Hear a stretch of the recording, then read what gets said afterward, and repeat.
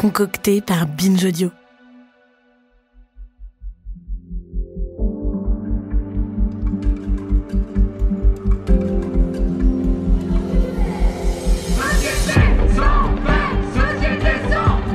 Ils chantent, ils dansent pour protester contre le projet de loi bioéthique. D'abord, la loi de bioéthique qui arrive au Sénat mardi prochain est une agression sans précédent, à la fois contre les générations, contre l'enfant et contre la famille. C'est le droit à l'enfant, et pas le droit de l'enfant. Pour non seulement défendre l'enfant, mais défendre aussi des repères essentiels pour l'humanité, que sont cette parité homme-femme dans l'engendrement, et puis l'intégrité aussi de l'embryon. Aujourd'hui, on prône beaucoup le respect de la nature, l'écologie, et on va renoncer finalement à cette nature pour faire du bricolage en laboratoire. Je respecte profondément les souffrances de couples de même sexe qui ont ce désir d'enfant, que nous pouvons tous comprendre, parce qu'il n'y a rien de plus beau, bien sûr, que le désir d'enfant. Mais l'enfant n'est pas un droit. L'enfant, c'est un devoir. L'enfant, c'est ce vers quoi doivent être tournés tous nos efforts. Il n'y a pas un droit à l'enfant. Dans une société consumériste qui aurait à ce point-là oublié ce qu'est la filiation et l'enfance. Je n'accepte pas. Je refuse aussi qu'on nous explique que tout ceci est le mouvement de la modernité. Et que nous devrions nous taire.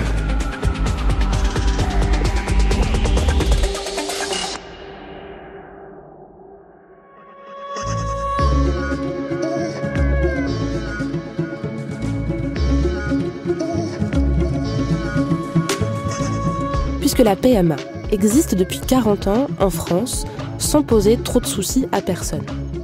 C'est bien que quelque chose d'autre bloque quand on en parle aujourd'hui. Ce qui bloque, c'est dépasser le cadre hétéro de la PMA. Vous vous doutez bien que c'est jamais dit frontalement de cette manière. Et c'est pour ça qu'avec la journaliste Maëlle Lecor, on va décortiquer les arguments contre l'extension de la PMA aux couples lesbiens et aux femmes célibataires. Comme on le disait dans l'épisode précédent, que je vous invite à écouter pour bien comprendre de quoi on va parler dans celui-ci, la France est en situation de pénurie de gamètes. Il n'y a pas assez de donneurs de sperme et de donneuses d'ovocytes pour répondre à la demande. Donc, qu'est-ce qu'on répond à quelqu'un qui dit « Si on ouvre la PMA à tout le monde, ça va aggraver la pénurie de gamètes ».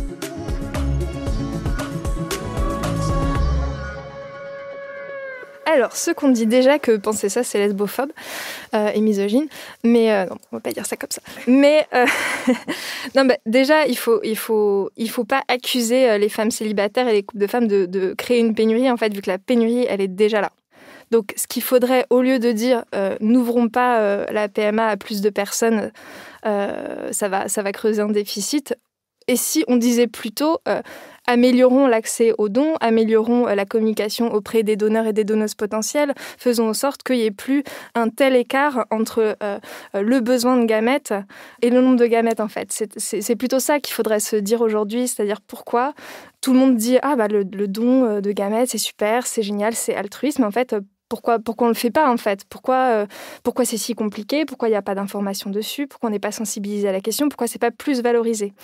C'est peut-être ça qu'il faudrait mettre en œuvre aujourd'hui, plutôt que de dire n'en rajoutons pas, sinon les hétérosexuels vont être lésés. Voilà. Sur la question de la communication autour du don, la communication entre pairs, PAIR, c'est hyper important parce que voir dans son entourage un couple qui a des difficultés à procréer, qui a besoin d'avoir un don et qui se retrouve à devoir avoir des délais d'attente extrêmement longs, ça sensibilise de fait et on se dit « Ah bah ok, qu'est-ce que moi, à mon petit niveau, je peux faire ?» Et du coup, c'est vrai que c'est quelque chose qui fonctionne. Et il y a aussi ce qu'on appelle... Le fait d'amener, par exemple, quand on est un couple qui a besoin d'un don, le fait d'amener une donneuse d'ovocytes, par exemple, permet de remonter dans la liste. C'est-à-dire qu'on ne peut pas venir avec sa propre donneuse en disant « c'est elle qui va me donner ses ovocytes » parce que ça contredirait le principe d'anonymat du don, bien sûr. Mais le fait d'amener une donneuse qui va pouvoir du coup s'ajouter au pool de donneuses déjà existants permet de remonter dans la liste d'attente qui existe déjà quand on a besoin d'un don d'ovocytes. Donc, pourquoi c'est hétérocentré ? Dire que les femmes célibataires et en couple lesbien vont aggraver la pénurie de gamètes, c'est considérer que les couples hétéros sont prioritaires pour avoir accès aux gamètes, que leurs projets de parentalité sont donc prioritaires. Et c'est un peu la même idée quand on a quelqu'un qui dit « Non, mais si elles veulent des enfants, elles n'ont qu'à s'arranger avec leurs potes et puis voilà. » C'est pas très très gentil de dire ça. C'est terrible de dire. Non, mais oui, mais dans ces cas-là, il faut le dire aussi aux hétérosexuels, en fait. Pourquoi quand vous avez Chantal et Jean-Claude qui n'arrivent pas à procréer, qui auraient bien besoin d'un don de sperme, pourquoi vous ne dites pas à Chantal, il y a Bidule, là, il serait très pour te donner... Enfin, je veux dire, tout le monde trouverait ça scandaleux. Donc, je ne vois pas pourquoi on se permettrait de le dire à des femmes célibataires ou à des couples de femmes, sachant que, voilà, c'est quelque chose qui serait inentendable dans d'autres circonstances. C'est-à-dire que oui, effectivement, il y a cette possibilité d'avoir recours à un don de sperme par quelqu'un qu'on connaît, quelqu'un de son entourage, mais aussi voilà, ce qu'on appelle les donneurs, je mets des guillemets sauvages, c'est-à-dire des donneurs qu'on rencontre dans le but justement d'avoir un don de sperme, des hommes voilà, qui se proposent d'aider des femmes célibataires ou des couples de femmes à avoir un projet d'enfant.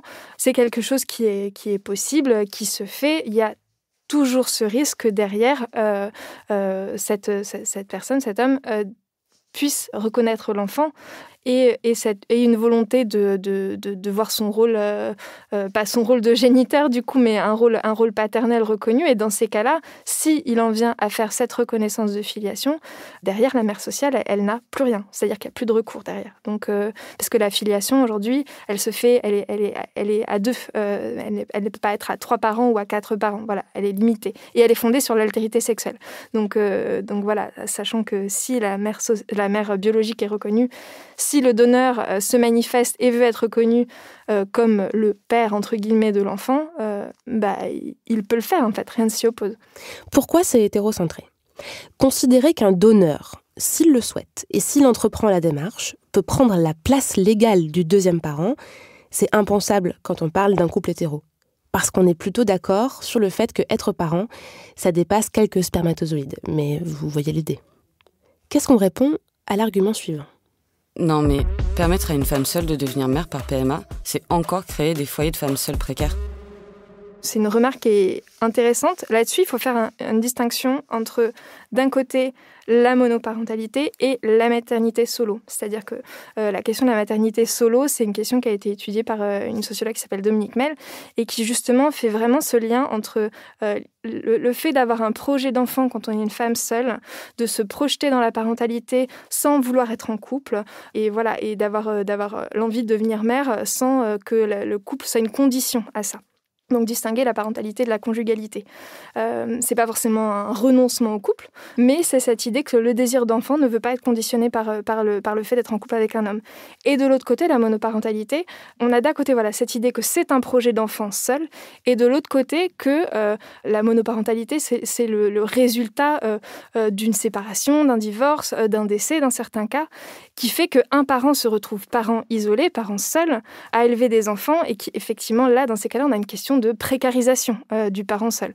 Donc, c'est deux choses qui sont assez différentes et il y a des travaux qui ont été faits par une chercheuse qui s'appelle Virginie Rosé-Gomez, justement sur ces femmes célibataires qui font des PMA à l'étranger.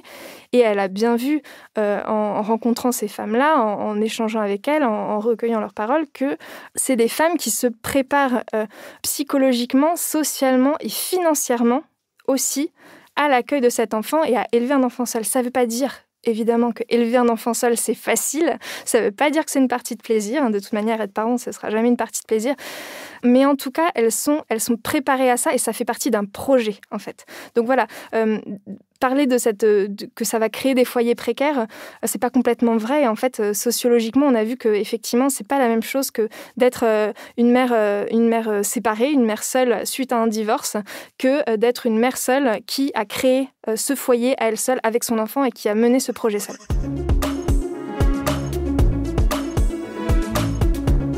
Ah, et puisqu'on parle de foyers monoparentaux, il y a aussi l'argument principal de la Manif pour tous.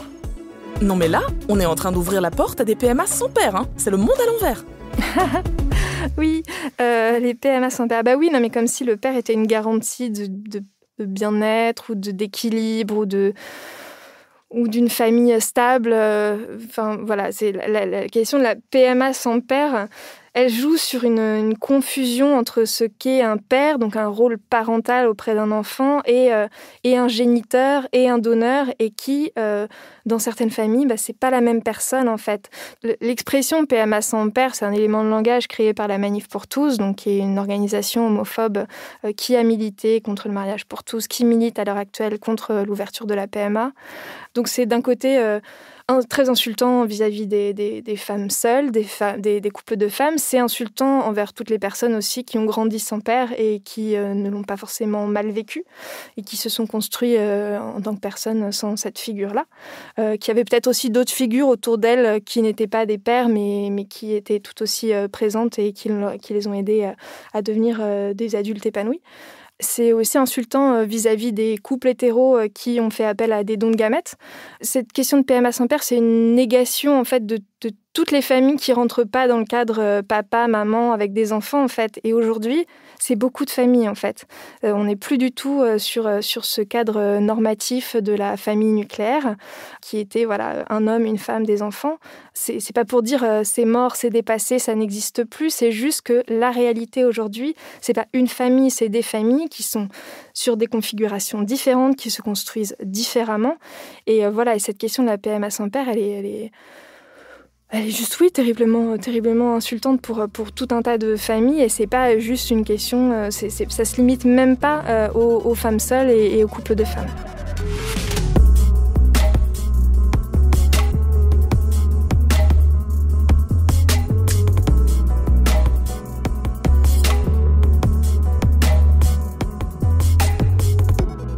Et comme pour les familles monoparentales dont on a parlé tout à l'heure, c'est confondre une famille dans laquelle un père est parti et une famille dans laquelle il n'y a jamais eu de père. Ce n'est pas la même chose.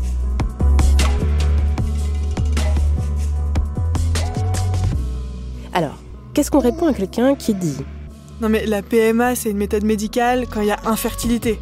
En fait, si on ouvre la PMA, ça va devenir de la PMA sociale.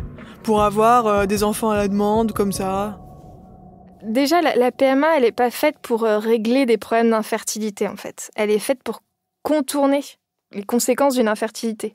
Donc, en fait, la PMA n'est jamais thérapeutique. La PMA ne soigne rien, en fait. Déjà, il faut se mettre ça dans la tête. Ça ne soigne personne. Une fois que l'enfant est arrivé, après une insémination ou une FIV, l'infertilité, elle est toujours là. Donc voilà, on ne soigne rien. Il faut vraiment s'en rappeler. Cette distinction entre médical et social, oui, en fait, elle est juste fondée pour dire il y a une PMA qui est légitime, celle des couples hétérosexuels, parce que ça préserve une espèce d'idée d'ordre naturel que la famille, c'est un papa, une maman, des enfants, et que derrière, une PMA sociale, ça viserait à répondre à des caprices d'enfants, de femmes qui sont en couple avec une autre femme ou de femmes qui sont célibataires et qui veulent parfois le rester et qui ne veulent pas s'embarrasser d'un homme. Pardon, moment misandrie, pourquoi j'ai dit ça ? Bref, désolée. Ça sera gardé. Mais, oh wow, je vais me faire tracher.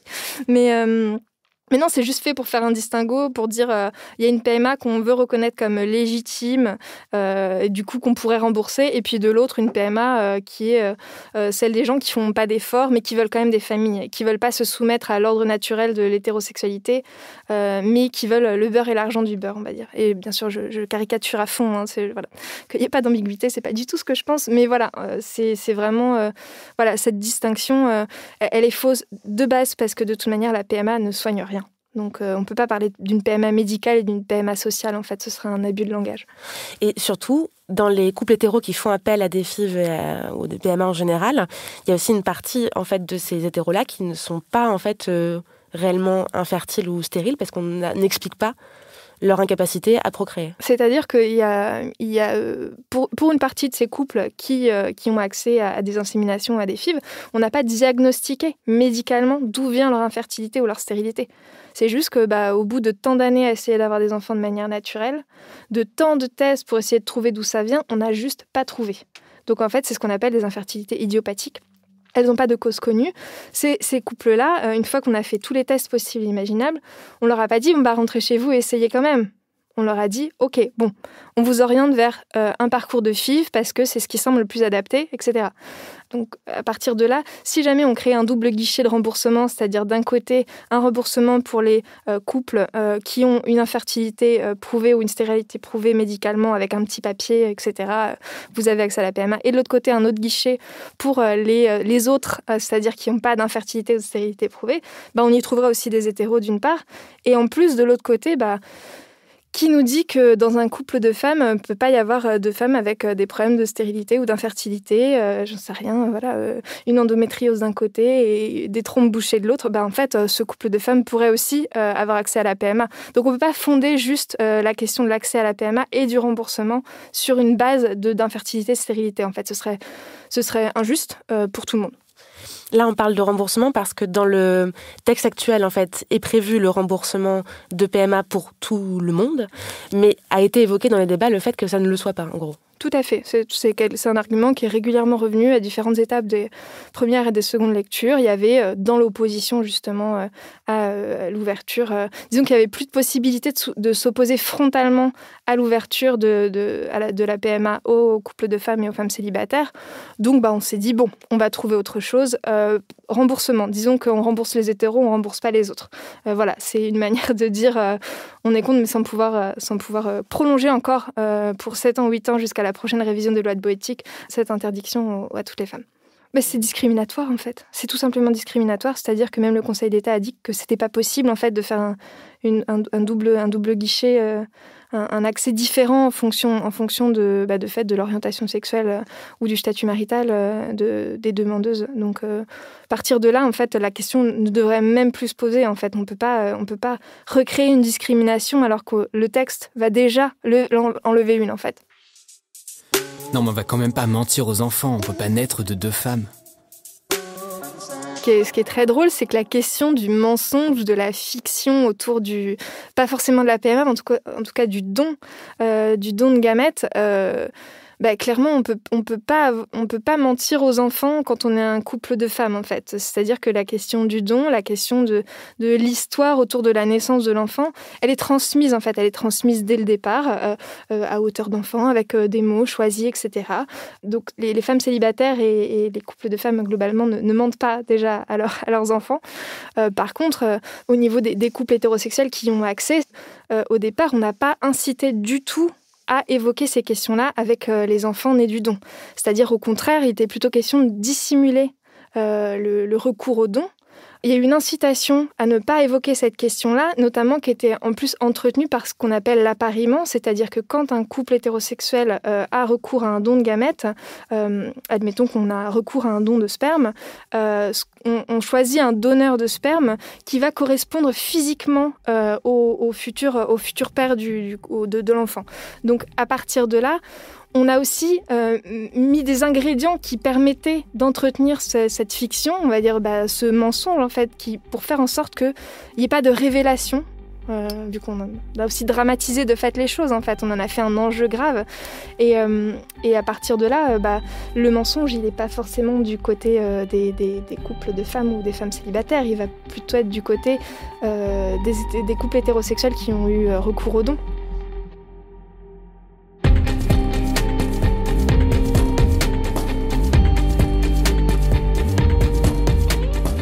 Alors aujourd'hui, c'est des choses qui ont beaucoup évolué parce qu'on s'est rendu compte que c'était pas forcément une bonne chose de dissimuler à un enfant les circonstances de son histoire familiale de fait. Donc aujourd'hui, c'est des choses qui heureusement évoluent beaucoup. Il y a aussi, c'est aussi lié au fait que les enfants nés du don sont aujourd'hui des personnes adultes et qu'elles s'expriment à ce sujet et que certaines d'entre elles militent pour justement la levée de l'anonymat parce qu'elles ressentent un besoin de connaître leur histoire et de savoir d'où elles viennent, éventuellement de rencontrer la personne grâce à qui elles ont pu naître. Donc voilà, c'est des choses qu'il faut entendre aujourd'hui. Mais on ne peut pas s'en servir pour continuer à s'opposer à l'accès à la PMA pour les couples de femmes et les femmes célibataires, en fait. C'est une autre question et il faut peut-être dissocier ça, en fait. Oui, c'est-à-dire qu'il y a d'un côté le fait d'avoir accès ou pas à l'information sur le donneur, au fait d'apprendre par exemple qu'on est né issu d'un don, parce qu'aujourd'hui en fait c'est marqué nulle part en fait, si on est né en fait d'un don de gamètes, on ne le sait pas en France aujourd'hui. Donc sur les 400 000 enfants qu'on a décrits tout à l'heure depuis 81, il y a une partie d'entre eux qui sont nés par un don de gamètes et ne le savent pas, et c'est marqué nulle part grosso modo, à part sauf les parents qui le savent. C'est ça. Et donc c'est une discussion à avoir sur qu'est-ce qu'on fait en fait du don, est-ce qu'on doit avoir accès ou pas à ses origines comme on dit.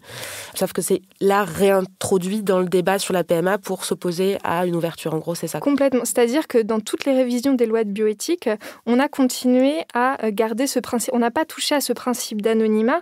Maintenant qu'on intègre cette question de l'ouverture de la PMA, de l'extension de l'accès à la PMA, on s'est dit peut-être qu'il faudrait qu'on en parle maintenant. Ok, donc jusque-là, ça n'embêtait personne quand ça concernait les hétéros. Maintenant que ça va concerner plus de monde, ça fait un peu tiquer. Et du coup, c'est quand même un petit peu hypocrite que l'un serve l'autre, parce qu'en fait, il faudrait dissocier ces deux problématiques. En fait, de base, il faudrait pas que l'une influence l'autre et qu'on se serve de cette question de l'anonymat pour continuer à s'opposer à l'extension de la PMA. Et puisqu'on parle d'appariement... Non, mais c'est le début de l'enfant à la carte. On va choisir son enfant sur catalogue maintenant. N'importe quoi. Alors en France, c'est pas possible. De toute manière, les futurs parents ne peuvent pas choisir leur donneur. À part cette question de l'appariement qui n'est pas gérée par les parents, par les futurs parents, c'est impossible.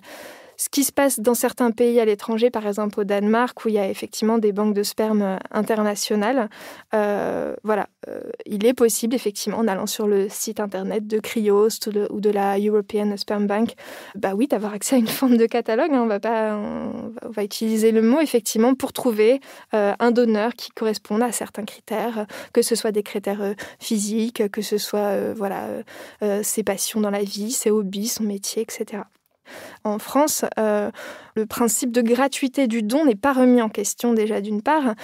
Donc la question de l'enfant à la carte n'est pas... C'est un peu un fantasme dans le sens où aujourd'hui, si on veut faire appel à une PMA, on ne choisit pas en fait quel sperme on récupère par exemple. Exactement. On n'a pas le choix. On va pas nous proposer plusieurs options, etc. C'est pas quelque chose sur lequel, en tant que couple, en tant que personne célibataire en France, on aura la main. Donc c'est pas du tout. Après si on veut commander du sperme chez Cryos, alors techniquement on n'a pas le droit de le faire, mais certaines personnes le font. Mais ce n'est pas possible aujourd'hui en France. C'est quelque chose qui n'est pas voué à évoluer dans la loi du tout.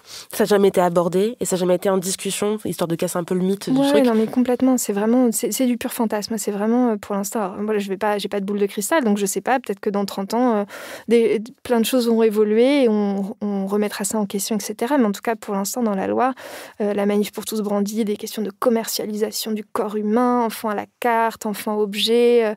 On voyait encore dans leurs manifestations des espèces d'énormes bébés de poupons dollars ou des bébés dans des caddies, etc.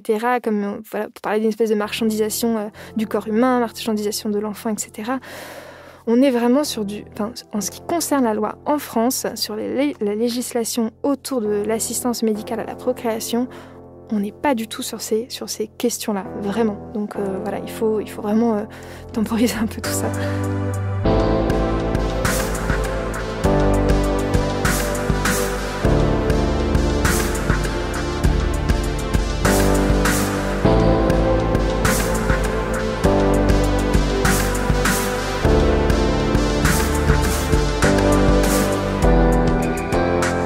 Voilà pour les principaux arguments entendus lors des débats. Il y a un point, en revanche, qui n'a jamais été abordé, c'est celui des personnes trans. Actuellement, dans le texte discuté, tout ce dont on a parlé ensemble ne concerne que les personnes cisgenres. Alors, ça a été abordé en commission. Ça a été très mal abordé en commission, c'est-à-dire que c'était à l'époque où Agnès Buzyn, ancienne ministre de la Santé, et Nicole Belloubet, ancienne ministre de la Justice, elles ne maîtrisaient absolument pas ce sujet. Donc c'était une confusion entre hommes trans, femmes trans, sans comprendre de quoi on parlait en fait.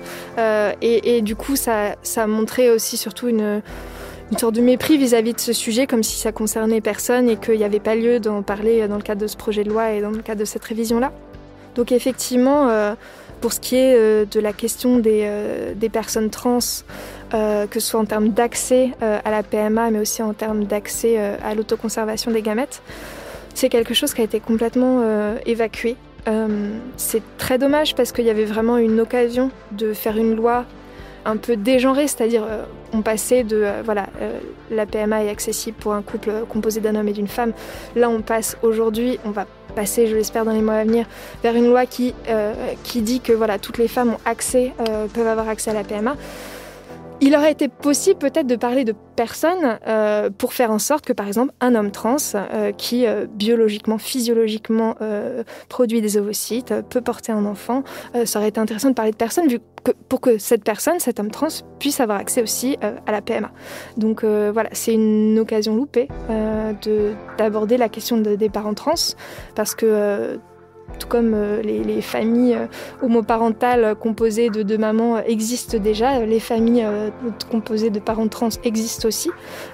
Ces personnes ont déjà des enfants, donc il aurait été plutôt ça aurait été de bon ton, on va dire, d'en parler aussi dans cette loi et de l'ouvrir aussi, de permettre cette loi. Là, ça n'a pas été le cas, donc sur une prochaine révision de loi de bioéthique, mais c'est vrai qu'il y avait une occasion qui rendait les choses simples, c'est-à-dire une loi dégenrée. C'est comme si on se disait on n'en parle pas, ça n'existera pas, sauf qu'en fait ces familles sont déjà là. Donc c'est complètement se voiler la face et perpétuer du coup une discrimination et continuer de cacher ce sujet-là. On a fait le tour, je crois. Ah non, il en reste un. Non mais si on laisse passer la PMA, ça sera ouvrir la porte à la GPA. Puis ensuite, ce sera quoi ? La GPA, c'est la gestation pour autrui. C'est quand une femme porte un enfant dont elle ne sera pas la mère, parce qu'elle le porte pour d'autres personnes. Alors, la PMA et la GPA, on les a beaucoup liés dans le débat public, à l'initiative encore de la Manif pour tous, qu'on ne remercie toujours pas. Si on regarde les choses de manière complètement froide et dépassionnée, oui, la GPA est une technique d'aide médicale à la procréation. Voilà, oui, c'en est une. Dans la loi, la GPA est interdite. Dans la loi française, la GPA est interdite pour des questions d'éthique, pour des questions d'indisponibilité du corps humain, c'est-à-dire qu'il est impossible qu'une femme porte un enfant pour un autre couple ou pour une autre personne. Ce n'est pas possible, c'est écrit tel quel. Est-ce que la PMA est la porte ouverte à la GPA ? Pas avant un certain temps, à mon avis. Pas avant très longtemps, parce qu'on n'en est vraiment pas à ce stade-là de réflexion. Et dans le débat public, en fait, aujourd'hui, la GPA, elle est juste brandie pour rendre le débat encore plus crispé, encore plus clivant. Sauf qu'en fait, la question de la PMA, elle répond à une question d'égalité. Elle répond juste à une question d'égalité entre les personnes, c'est-à-dire que la PMA est ouverte aux couples hétérosexuels. Il s'agit d'une discrimination si on ne peut pas l'ouvrir à tout le monde. La GPA, à l'heure actuelle, n'est ouverte pour personne. Donc voilà, si on veut faire une GPA, il faut aller à l'étranger à l'heure actuelle. C'est comme ça. Donc on n'est pas sur une question d'égalité entre les citoyens. Il s'agit vraiment de rappeler ça. Donc est-ce que la PMA va ouvrir la porte à la GPA ? Encore une fois, j'ai pas de boule de cristal, donc je ne peux pas dire. Mais en tout cas, on n'en est même pas encore à l'étape d'un débat serein sur ces questions où on pourrait évoquer la question d'une éthique de la GPA. En France, pour l'instant, on n'en est pas du tout là. On en est juste à un petit point de ce sujet, c'est-à-dire la reconnaissance des enfants nés de GPA à l'étranger. C'est le seul enjeu qui arrive aujourd'hui dans la loi. Hein. On n'est pas allé plus loin que ça. Donc, la gestation pour autrui, pour l'instant, peut-être qu'on en parlera dans quelques années, mais il faudrait peut-être un certain niveau de maturité qui, en France, n'est pas encore là, à mon sens. C'est-à-dire qu'on est beaucoup trop crispé, et le débat est... la Manif pour tous, en fait, s'est emparée de ce débat-là. Donc, en fait, elle le maîtrise pour le moment, juste pour avancer un agenda qui s'oppose de manière frontale aux familles homoparentales. Ça ne va pas plus loin que ça. On ne peut pas l'envisager autrement que ça. Alors que la GPA, en fait, elle peut concerner aussi des couples hétérosexuels.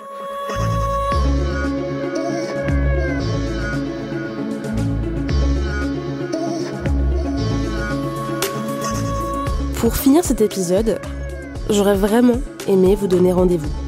Vous dire, tiens, à cette date-là, il y aura le vote. Mais je peux pas. Pour tous les mois qui restent à vivre, suspendus à une décision politique, informez-vous. Parlez-en autour de vous. Parce que la PMA, ça ne concerne pas quelques milliers de personnes dans un coin. La PMA concerne sûrement déjà quelqu'un de votre famille, vos voisins, vos amis, les parents d'élèves que vous croisez ou que vous croiserez à l'école du petit dernier, votre enfant qui va grandir et vouloir à son tour être parent. Le féminisme est marqué par la conquête de hautes luttes du droit à ne pas être mère. Il est temps de considérer que la lutte pour le droit de l'être est aussi un combat de notre temps.